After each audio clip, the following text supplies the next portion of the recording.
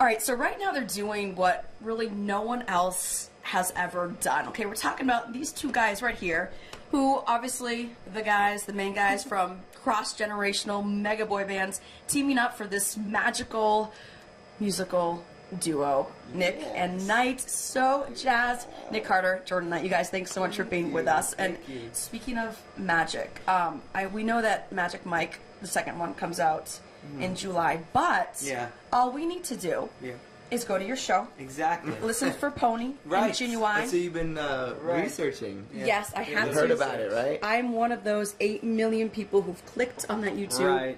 Right. You even get on your... We have a little Magic Mike moment in the show. We do a little segment in the show that is like an ode to the 90s, and we do a lot of 90s music in the show, obviously. And one of the songs is Pony. And one show we spontaneously got on the ground and started kind punching of dry humped the stage a little bit. Did do that. No, we did a little Magic Mike kind of thing, and it stuck. And we just keep doing it. We can't stop. I'll probably watch that after this. It's just that compelling. So you can see that happen at the Plaza Live tonight, which is so rad.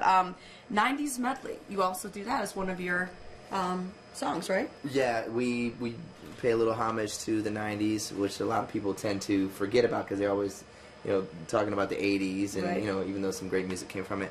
But we actually do a bunch of different songs. The whole show is just a big party with our fans and whoever wants to come and get out and have a night out.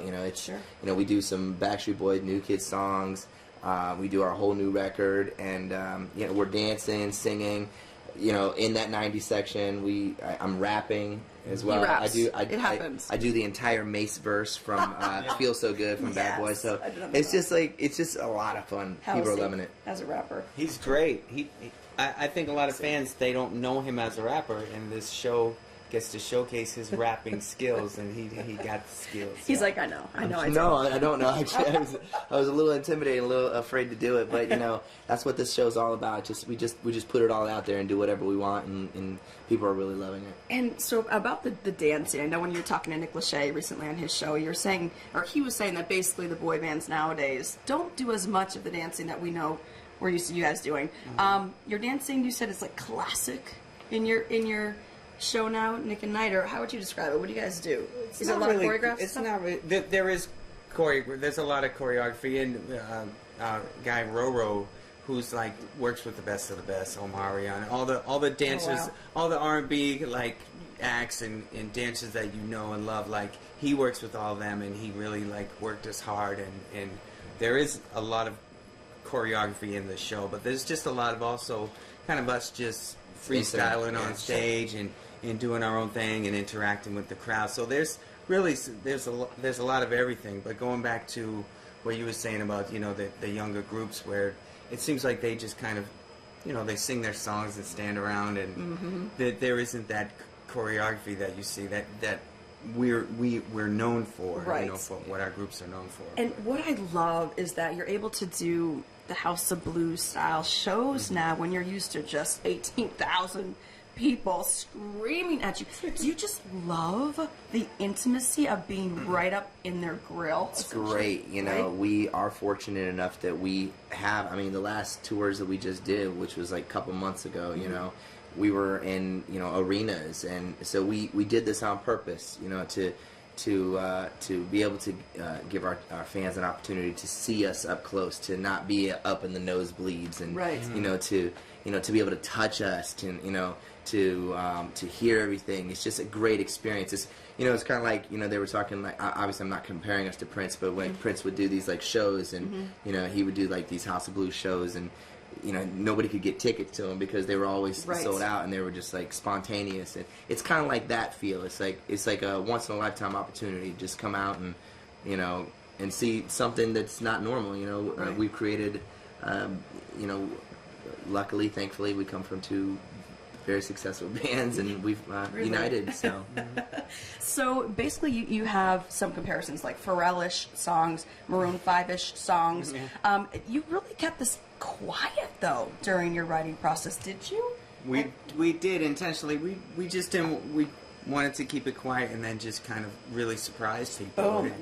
Just surprise people. And I know, like we were talking about like how Beyonce kept her album quiet when she was making the whole thing, and then she just announced it one night, and there was this kind of explosion. But we wanted to take our time really and just do really good music and not feel the pressure of when's it coming out, when's it coming out, when's it coming out. We just wanted to like relax and make sure we did really good music, and I think, you know, whoever hears the album will be very pleasantly surprised in what we put together. Absolute switch and paper. I mean, when I'm getting ready in the morning, I'm just jamming out. So I'm so proud of you guys. And a couple more questions. I Heart Nick Carter. See, look at this. I love this. When your brother said that he may or may not be able to come to your wedding because he has this opportunity, you played it really cool on TV. You're like, I get it, dude. You know, you can't let these things pass. But really? No, I mean, it was definitely heartbreaking to not have, you know, really, I think only my cousin showed up to the wedding. You can actually see it on the final episode of I Heart Nick Carter.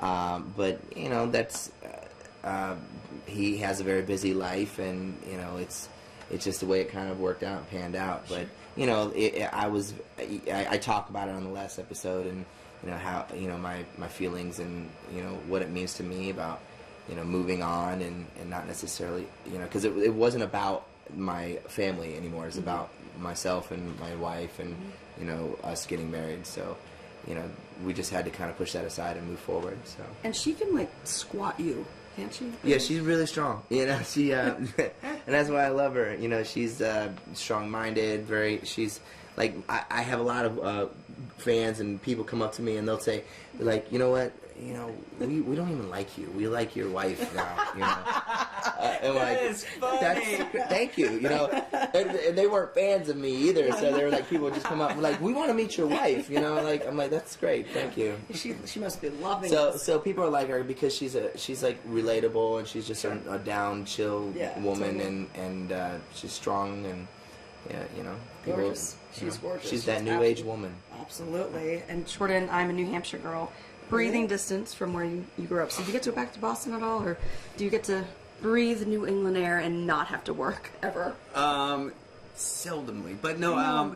Actually, I've when we're on tour, and then when I'm off tour, I'm like home all the time. And luckily, we have a little break. We're doing this show tonight in Orlando, and then Fort Lauderdale, and then the Backstreet Boys do a cruise. So Nick's going to do the cruise, and then we're taking like 10 days off.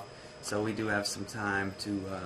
I do have some time to be home and do Halloween with the kids. Oh, that's cool. Awesome. That's You know, important. yeah. Sure. And so last thing, after your show, you guys are hanging out where tonight?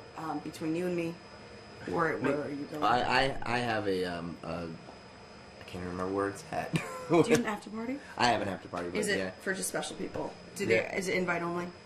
No, you can come. I DJ. So. Oh, you gotta let me know where that is. It's probably It's at the website. Vintage. That's what Oh it my is, called gosh. Vintage. Okay, that's gonna be happening. So. What about you, Jordan?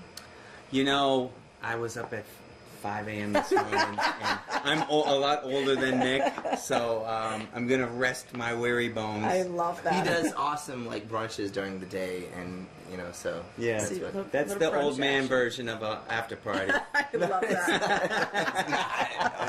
And see, I love that. Jordan, Nick, you guys, such a treat meeting you, and just cannot wait to see you at the Plaza Live tonight. Thank you for hanging on the couch. Kind of the best day ever, right? For me. All right, guys, News 13's Allison Walker.